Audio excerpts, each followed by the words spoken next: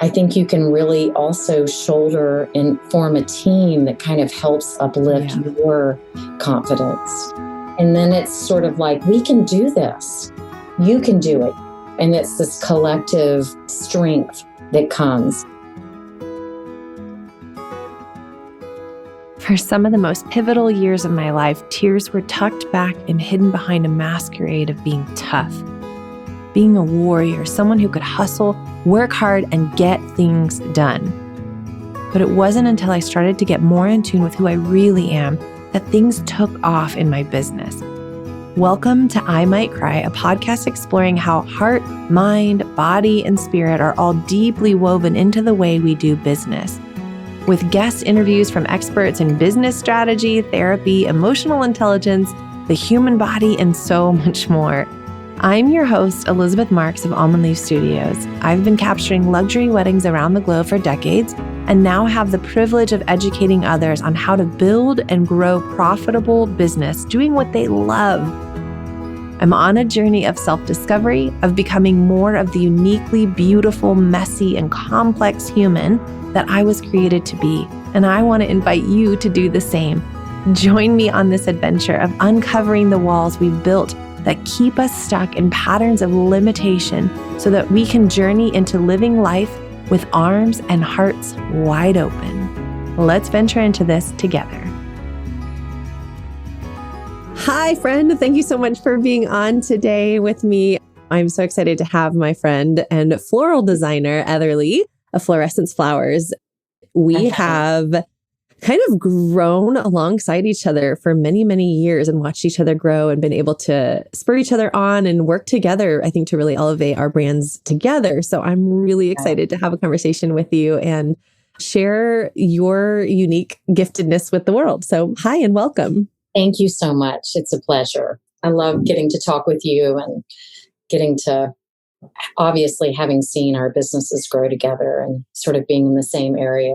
It's always a pleasure when I know you're photographing our work. Oh, I feel the same way anytime I see your name pop up on we're working together on a wedding, or even when we're talking about collaborating for an editorial or something, I just get so excited. I'm like, oh, it's going to be so good. I know it's going to be amazing. Thank you. I think there's a really unique interaction or exchange that can happen between florists and photographers specifically. I'm curious from your perspective, how important is the relationship with a photographer when you're trying to really grow and elevate your brand as a florist? Well, I think it's 100% hands down the most important piece to a wedding. And I think over the years, we're in our 11th year of business. It's been one of the greatest parts is that as we have gotten higher budget and better weddings, we in turn get better photographers. And so it's been part of the stair step of building our business. And in those pivotal years where we were still sort of small and not quite in the niche that we're in now, I would pay photographers to come with me and shoot. Or if I knew a good photographer was on it, we went above and beyond. And I think that's just completely a make or break situation as far as a business. I mean, of course, we're going to deliver for the client, but as far as having images, it's all about who's photographing it. It's sort of like the tree fall in the forest. Did the photographer capture what happened? Yeah. So hands down, it's critical. And I feel that way for myself too. I think when I first was starting my business, I had no real awareness about floral design at all. So I was just oh, flowers, pretty, whatever. I didn't know anything about flowers. I didn't understand the differences between them, or even literally a single flower can communicate, this is luxury or this is cheap. This is a budget wedding, and I had no idea any of that. And so I think it's really interesting to look at a lot of the floral design. When I have a wedding where I know that you're the one that's creating the flowers, or somebody else that I feel is really, really elegant and elevated, they're just beautiful florals, I will too. I'll go above and beyond. And sometimes I'll even show up early. Sometimes I'll, try to make sure that we have whatever it takes to make sure that we're really getting those floral images for you guys, but also for our clients and for our brand, because I know that it really does matter. I think it's a huge part of the overall designer aesthetic, a huge part of what's communicating to other brides. there's a lot of times where when I think a bride is planning her day, I think a lot of times she looks at things for inspiration and she just knows that she likes it or she doesn't. She doesn't really know like if that costs a lot or if it doesn't. But I think the flowers are a huge, huge, huge part of what people are drawn to. Would you agree with that? Absolutely. I think it really does. It's part of the experience. I think people don't realize like the venues they go in and they're having their weddings are all beautiful. And we often hear like, oh, it's so pretty, we don't need flowers. But I think it's part of the experience for everyone. So is the food and the music and all of it. But I think that it really sets the tone. And I think it becomes experiential for the guests, whether it's smell, sight, just transformed in a place where, in our culture, we don't really have flowers except at weddings. People don't spend money on them. And so I think it's a time where people can really be immersed in them and see things that you don't see at Trader Joe's or the grocery store or even the far and few flower shops that are around these days. Ooh, my brain's like spinning with all kinds of ideas about like different flowers and what they all communicate and like tones and textures. I know you probably geek out on all that stuff, just knowing you and your love for art and creativity. When you're working through a design with somebody, how much does all of that impact? Like, I'm sure there's so many different things that go into creating the final product that maybe a lot of us would never even think about. How does that work on the back end for you? And are there ways that you're always looking to kind of up-level your own brand as you're kind of creating? Well, I think a lot of it has to do with the client. And it's sort of what we were talking about before about the better the budget, the client, the photographer. It doesn't always mean the bigger the budget, the more freedom we have. I think it depends on the creative freedom that the client gives us. So some brides want what they want and they know exactly what they want, or they want us to replicate. We don't replicate pictures, but we can follow a feel. Some say, we love your work, we trust you, make this special. And those are the clients where we can push the boundaries and we can do things that people don't see, or some type of installation that they haven't thought of, removing roses from a design. So it's just unexpected flowers, things that you can't really conceptualize in your mind, but when you see it, it's different. It changes, or using a color, or for example, here's one is we're doing an installation this weekend and we have this sort of balance of a client that kind of is traditional and wants this look, but has given us a little freedom on this installation. So we're like, what can we do that kind of keeps it traditional, but pushes the limits and provides something that we've never done before that's creative for us, but also that makes it her own unique experience and pictures and that her guests can be wowed by that maybe she didn't think of. Obviously, we have clients, we can't do that. So I think it's all part of that experience. And then, in the process of sort of recipeing, a lot of that comes down to sort of the way a chef would make a meal, is we kind of break down what is special and what needs to be in there that's costly, and then sort of finding the other things that we can fill in that will give a full feel or a wildflower, lush, light feel. Depending on whatever it is, that product is part of this recipe. That's where there's a lot of creative play too, I think, where it's pulling in locally foraged things, locally grown things, versus, say, all garden roses or peonies or something like that. As a creative, because you are one of the most creative people that I know. I have a team of super creative people, and I want to pass that along. It's a crew of us. Yeah. How do you make sure that you are staying creatively inspired? Has that been challenging as you have continued to up level and like take on more weddings and more volume? The sheer volume of what you're doing at each wedding has increased quite a bit as well, I've seen over the years. So how do you be able to maintain any of that kind of creative inspiration? Or has that been a struggle? Well, it's definitely was a struggle in 2019. And I think that was the blessing of COVID is we all had so much rest and downtime that we were able to just be inspired with quiet and nature and art and just the down strange year and a half we've had. So I think part of it comes also from adding some new people to our team has helped, like just fresh blood, for lack of a better way of saying it, and sort of how we can play together and come up with ideas and collaborate. It is a hard part of it. I think sometimes it's just repeat, repeat.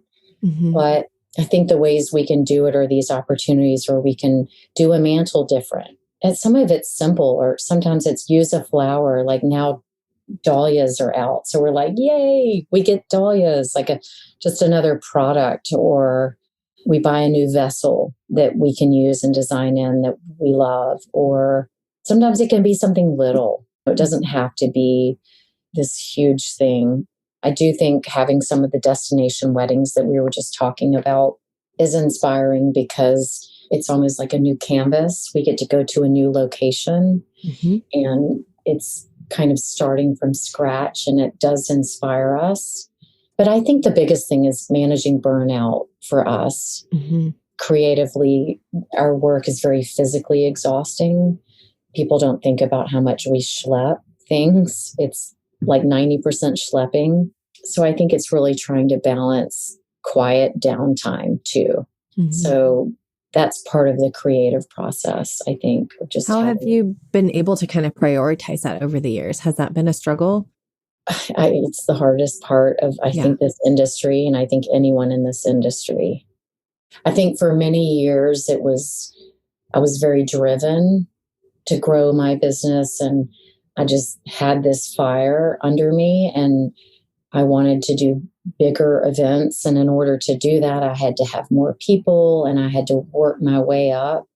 Then I've had a couple of years where I've sort of wanted to level out.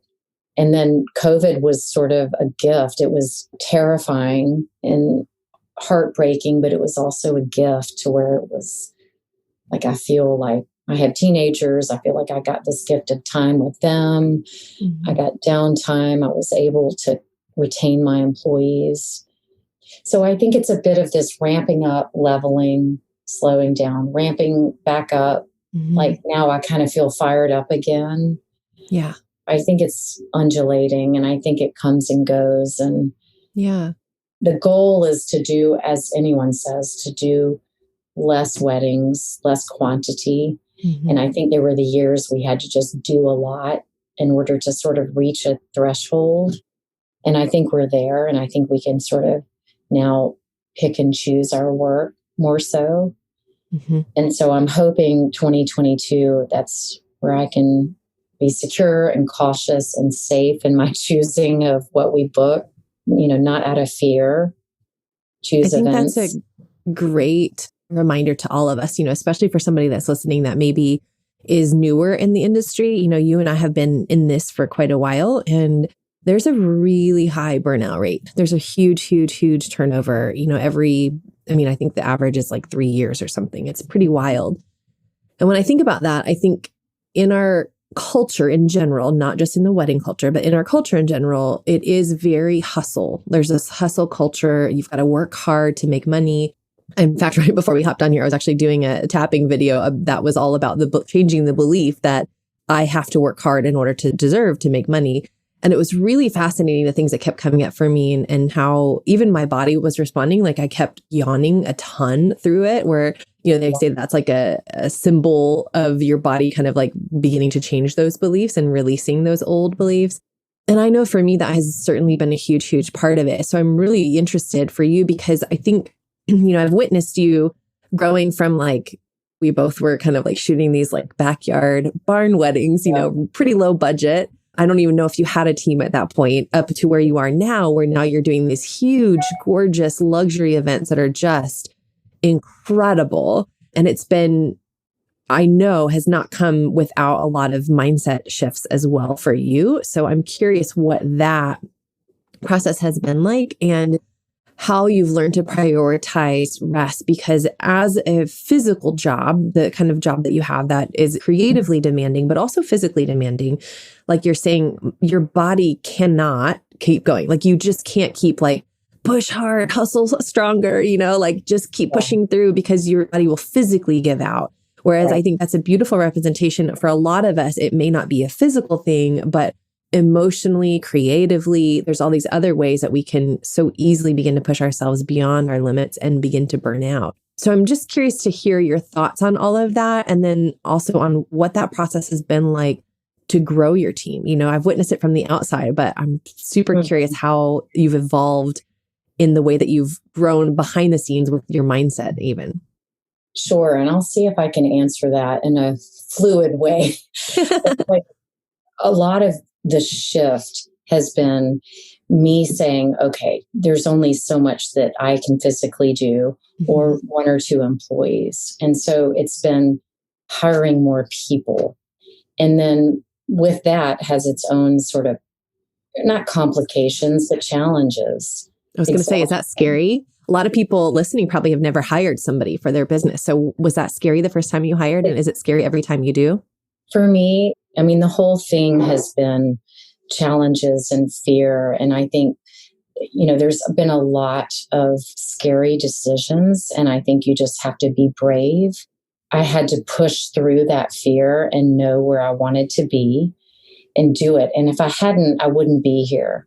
And so for me, it's been this process where from the very beginning, I'm sort of diverting from your question, but from the beginning, it was like I set goals, and I set 5-year goals, I set 1 year, and I set 6-month goals. And like I have literally accomplished the goals, but I knew what they were, and I knew where I wanted to be. And it helped sort of say, I'm moving forward. It just made sense rather than it just being like crazy. I got a great wedding. I'm not getting great weddings. Like I was able to sort of chronologically see the growth because I was meeting my goals. Mm-hmm. And as I started hiring more people, I saw that we could do more and our work was better. I have designers that work for me that are better than I am. And it's been a long process, of sort of my ego and letting go and sort of stepping back. And I actually hired a business coach at one point who talked about that you can either be the light. It was a really cool quote, but it was something like you can be the candle that burns bright, or you can be the mirror that reflects. And in a way, that was a shift of my business, is that I decided like, in order to do these kind of weddings that I wanted to do, I had to have the people, and I had to have the creatives, and I had to have other designers, and I had to have muscle. I had to have some men and women that were just ready to hustle and be resourceful. It's been a process. And so now I have a team of about 12 to 14 employees, and about 8 of them are full-time. And so it's a lot. I didn't start this way. It's been like my first full-time employee was terrifying. Mm-hmm. And I had to give this person a salary, and it was the scariest thing. I didn't even have a salary. So I think it's just been a process, a step by step by step. And it's been like trying to find balance and trying to break through fear, mm-hmm. and like keeping my eye on the prize. Yeah. So for me personally, I've had to do things like, you mentioned tapping, like get acupuncture and make exercise and rest really important and a priority just for my own health and physicality. I've had to create boundaries where I don't text with clients. I don't respond to emails on weekends. Whereas for many years, I worked all night, all the time. And I finally just said, this is all I can do. And through this process, I was able to hire an assistant that can help me with that too. So I think a lot of it's really putting up boundaries, having self-care. Mm-hmm. It's having that for your employees as well, because I think now what I feel like I'm doing is keeping them happy so that they can be creative and help us produce. It's sort of like a train, or, like this moving thing. I'm guiding it, but everybody's contributing and a part of it. And so I have to keep them happy as well as rested and inspired and challenged. With all of that comes drama and stress and people. But for me, I couldn't handle the stress and the pressure of taking on weddings and feeling like it was just me. And like, how could I do this, or one other person? So now that stress is gone. I know if I got sick or something happened to me, the weddings would happen. That was a fear I lived with for many years of like, what if I'm in a car wreck? What if? And now I know, like, I have a team that will do this. What would you say, like, looking back, if you could give yourself this advice, or even somebody who's maybe never hired some support in their business and they are living in that kind of solopreneur space where they're like overwhelmed with a lot of fear and probably just overwhelmed in everything? You know, you talked about that fear and kind of having to just like push through the fear or move forward anyway, even if there is fear there. What would you say to yourself looking back? Is there anything that you would say, like advice you would give yourself when you were at that stage, or to somebody that might be at that stage? I'm interrupting this episode briefly to invite you to join me for my digital at-home workshop to help you uncover limiting beliefs that hold you back from achieving your dreams. To access it, go to almondleafstudios.com/limiting beliefs. Light a candle, grab a pen, get cozy with the printable workbook and a 40-minute workshop that will help invite you to take a look at the ways that your subconscious beliefs might be hindering the goals you have in your business. Again, go to almondleafstudios.com/limiting beliefs to get your free access today. Now, back to the show. I wish I had done it earlier, because I think that the business was a little lonely, because it was me a lot of the times, and in my studio were one or two other people who were kind of part-time. And I love like that there's people around. And I think part of it is just push through your fear and know, like for me, I sort of needed to check my ego and realize that like there are people that are better at all of these things than me. Yeah. And I never thought I was the best. It's sort of like having a baby and creating something. It's hard to let go. And I think by me stepping back and listening to people's advice and having somebody do something that maybe I wouldn't have done that turned out fabulous, it was so good. And I don't know what I was holding on to for many years. Yeah. I resonate with that so much. Yeah, I feel like in every single time that I take that next step where I begin to like hire some support or outsource something, it always feels terrifying. Like even if it feels like really peaceful and aligned, there's still fear that comes up. And I think, you know, I don't know if that's like an upper limit, or like the ways that we kind of prevent ourselves from moving forward because we've never been outside that comfort zone, or where it comes from really, but it's always been true for me. Even if it's a little clunky at first and it takes a little, zhuzhing around, or like, maybe that first person that you hire isn't like the perfect person and you have to find somebody else. Like there's always, it's not just like you fall right into perfection. No, for sure. That's right. But it's just so freeing and so beautiful. And it's, gosh, I would say the same thing. As soon as you said that, I was like, oh, that's absolutely what I would have told myself is, do it now, like almost like immediately when you start. I think the beauty of a successful business and really moving into that more true kind of like business ownership instead of just being the one that just does everything. And I think there's a beauty that comes in that because you begin to allow yourself to do what you are truly best at. And inevitably, as you bring more people in, it kind of migrates you up further in the business and in the way that you're kind of structuring your business. So the more people that come in, the more you begin to kind of just help manage and oversee them. And it frees you up to do the things that you really, truly are gifted at, the things that you are uniquely designed to do, and allowing other people to come in and support you with the things that they're uniquely gifted at. I mean, what a beautiful way to move throughout creation. It's like a rose bush gets to be a rose, and a huge 100%. elm tree gets to be an elm, and together they live in harmony. And there's just this enjoyment of creation as we each get to do like what we're uniquely designed to do. So I've loved watching you grow in that and how you have brought your team in to come alongside you.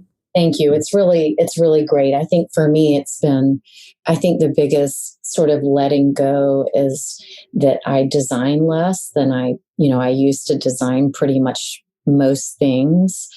And then my head production and I would design everything. And now it's less and less. And that's been a hard thing I've had to let go of. But there's so much going on that there's no way to do it all. And so that's again where I realized being the face of the company and doing sales and then overseeing everything has been kind of where my strong suit is. Like I can design and I can step in and help, but I also have people that are really good. I have a woman who is my assistant who also sort of acts as HR. And it's amazing because, you think about all the things like payroll and stubs and reimbursement for mileage and gas and lunches and drinks on a hot day. And so she's become this sort of mama bear who kind of takes care of everyone. It's been an essential part of finding all these pieces that make this whole thing happen to where the staff are supported. The resources are here in our studio. We are communicating with our planners and our vendors and our clients.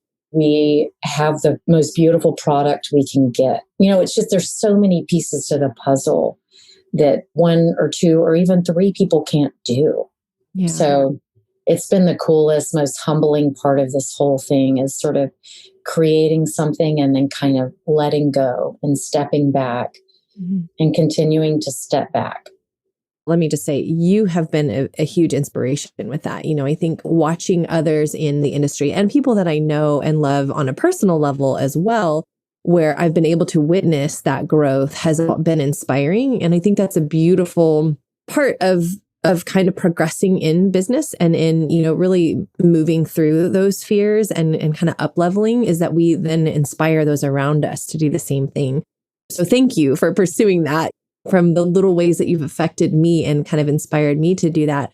It's interesting to me to hear you say all of that, because even right now in my business, as I think about some decisions we're making and then a couple places that we're hiring for some more support, I think about the freedom and the release that's coming with them. We just made a decision a couple of days ago to hire somebody. And I literally just felt like I took this huge collective breath of okay, I can probably begin to breathe again. And it's crazy to me to look back on all of the years that I've been doing this, where I told myself the story that I had to do all of it, that I had to be the one to run those taxes and to keep track of receipts and bookkeeping and to do all of the editing and to handle all the client correspondence and to do album design and everything. And I'm like, no wonder I lived with so much stress and so much anxiety. And I felt overwhelmed all of the time. And I think I just believed that that's what business was like, that it just had to be like that that's, what it looked like to be in business. And I would notice other people that seemed to not do business that way. And I told myself these stories about why that was possible for them, but not me. That maybe they had more money, or because they were able to book higher end weddings, they were able to do that, but I would never be able to do that. Or, I would tell myself all these stories of that's why they get to have that support and they get to have a team of people that does that. And this is why I can't. So I'm curious, for me, there's been a ton of work of that's where all of the change has been coming from in my business. It's all started with that kind of internal dialect with me and the dialogue. Sure. Really changing those beliefs. Have you had to deal with any of that in your own business and in your own life? I think 100%. I think it would be silly to say no, because to start off, when I started this business, I guess it was 11 years ago, I had never worked in a flower shop. I did not even know what I was doing. I knew plants, I knew design, but I just sort of told myself, I can learn, I can figure this out. I'm going to do this. And so I feel like I've been faking it the whole time. There's some element of trust me, I got this. Mm-hmm. Whereas I'm like, oh my gosh, how are we going to do this? So I think 100%, I've been like, oh, we're in Brevard, North Carolina. There's no way we can do the events like they do in California or Atlanta. I've always gone through that. Or, oh, we can't walk into a beautiful wholesale flower place where all these other designers can and pick out this product that looks like it's flown straight from Holland. Mm-hmm. We have to order everything in, and we're limited by that. We're limited by our clients, whatever excuse it is and whatever thoughts it is. I also am a mom. I have children. There's no way I can do this. I mean, there's every one in the book. Mm-hmm. But I think there's been a way that, I realized, well, we can go other places. My children can watch me work hard and learn value in that. And we can find these clients, now planners from all over the country are calling us to go other places. So you have to work through your fear. It's back to that, or excuses or whatever it is that maybe holds you back. It doesn't mean that it's not there. I think the sky is unlimited. And in this industry that is flourishing and continues to flourish, and I'm using that word, but the events and wedding industry is unbelievable and continuing to grow. Mm-hmm. It might burst again. It'll inflate, deflate. It's going to do its thing, but people are always going to get married. They're always going to gather. And so I feel like it's a strong industry.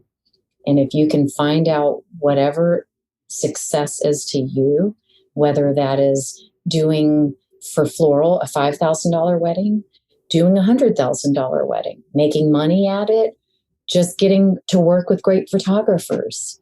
I mean, I remember when my first goal was like to work at a certain venue or to have a minimum of $3,000. And then you just keep going and keep going. It's kind of part of that journey. Mm-hmm. So I guess to answer your question is just work past the excuses and the fear and just take it slowly where you want it to be and what serves you. Some people don't want to travel. Some people don't want to have 12 employees. Mm-hmm. Some people want to make modest money. So I think whatever it is, there's a niche. And I think you can carve it out. And everybody's different in that sense. And it's such a beautiful reminder, too, that we get to have that freedom. Like, that's the beauty of being a business owner, is that we can allow it to ebb and flow and change. We were talking right before we started recording where I was saying we went through a season where I was like, okay, destination weddings, here we go. And we were flying all over the place. We were shooting incredible weddings in amazing locations. And we would plan little vacations around, these destinations that we would go to. And we loved it. And then we had little ones. And I was like, I don't want to be gone for 10 days at a time because I have a baby at home. That's really tricky when you're nursing. I mean, they're just tiny. They need you, So we intentionally completely shifted our entire branding and all of our marketing to be more local. And it felt almost like a compromise at the time where I was like, no, we've arrived. We're doing destination, and now I'm like, we're just going to be local. But what's happened is that it's actually been really fun and really beautiful. And we've grown our business even more during that time. And it's allowed me to kind of get more clarity on the amount of time that I'm investing. So even when I do travel, like making sure that I'm allotting financial return on that time that's invested to travel too. And whereas I wasn't thinking about that prior to that. Yeah. So it's just allowed me to be more intentional and strategic with every area of my business. I think parenthood will do that to you. You become more aware that time is also a currency. It's not just financial currency, that the time that you invest is a currency as well. And so to be really strategic with that also can be really important. What success looks like to you can shift and evolve and change. And that's, I feel like, the beauty of entrepreneurship, that and the blessing in disguise of we're all constantly being invited to dig deep into ourselves and kind of work through those fears, work through those limiting beliefs, start to change what we believe is possible for ourselves. One of the greatest gifts of entrepreneurship and one of the hardest parts of entrepreneurship as well.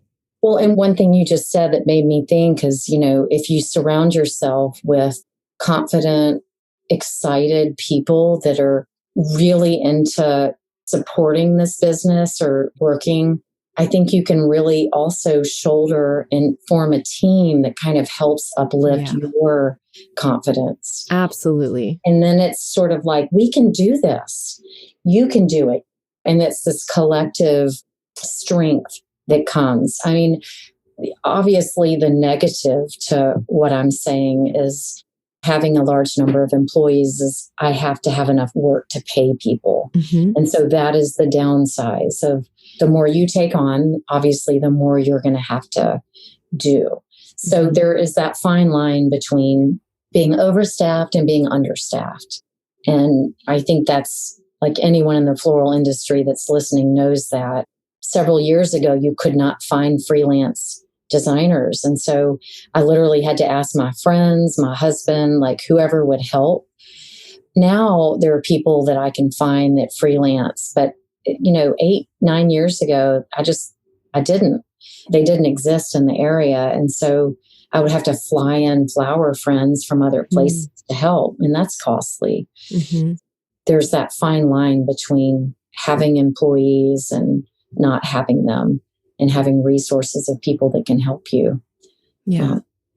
And community, I think, is a huge part of that. Like I know that there's been times where I've had people, even floral friends, that have been like, hey, we need some support for this. Anybody want to do it? And if it's a date I'm available, I'm like, I'll go like trim roses for you and, move buckets. Like that's fun because I get to be around pretty flowers. So I think building and growing community and feeling not alone in business ownership, I think is a huge, huge part of growth. I thought of one recent experience where when you were talking, where I had just a week that I was just feeling really down and like physically, I just felt exhausted. And I just felt like I was really trying to like listen to my body and not keep pushing and keep, hustling through that and rest where I could. And I started to have all these like doubts creep in of like, is this ever going to even work? Will I ever even be able to support this person that I'm hiring? And what if they can't do it better than I can? What if I'm going to always feel frustrated with the way that they do it? And I'm, all of those like totally irrational fears and thoughts that typically aren't actually coming from any kind of a truth. It's usually ego, speaking. Yeah. And I was just having this really like down time. And I started to think about it. And I'm like, because of the support that I've invested in my business is going to keep moving forward this week. If I take the whole week off and don't even like check in, my business is going to keep going. This is incredible. It's just such a different experience than when I was just running the entire thing myself and working all hours of the day and night and any moment I could, and still always felt like I could never keep up and it was never enough. And it's just such a different experience. And I'm so grateful for it. I totally agree. We've started doing corporate work. When COVID hit, it was like all of our eggs were in one basket of only doing weddings and events. We don't do retail. We went from a lot of income to nothing. Mm-hmm. And I started reaching out. We had a connection for a corporate account. We started doing that and we reached out and got some others. And we basically do weekly flowers at 2 or 3 different resorts, hotels in the Highlands area. And it's a lot of work, but it's sort of the bread and butter. It's like a constant income. And I was able to negotiate and set it up. And we have a plan. And then I've hired people and we just execute it each week. And it's amazing because it just happens. And it's great, solid income. We're putting our flowers in front of the people we want to put them in front of. Mm-hmm. It gives my designers work during the week and during the winter time when we don't have as much income. And so that's been like a whole nother great gift that I haven't had to physically do. Yeah. It's creating income for my business and supporting my staff. Mm-hmm. So that, that's the kind of same example. Totally. From a photographer perspective, I think of print sales, like having a print shop or having album sales or having a workflow that's repeatable where you've drafted this beautiful client experience and you're literally just allowing the next client to go through the same experience. So you're not giving people unique experiences because you've actually developed something that's incredible and you can just move them through that same process. So, everybody's getting the same level of care and personal touch and a beautiful experience. There's so much freedom in that, for sure. Having that kind of like baseline for things. Yeah. Yes. It's a lot of work to get set up, And I know you've done a great job with your classes and your tutorials and all kinds of stuff. You're a master of that. Oh, thanks. There's been a lot of learning years with all of that too. So yeah, I imagine. Well, thank you so much for taking the time to be here. Tell us a little more, anybody that's listening and they're like, who is this person and where can I find her work? I want to see, this team of so many beautiful people and floral designers. How can they find you? Okay. Our business is Fluorescence Flowers, and we're located in Brevard, North Carolina, outside of Asheville. And our Instagram is at Fluorescence Flowers. Our website's fluorescenceflowers.net.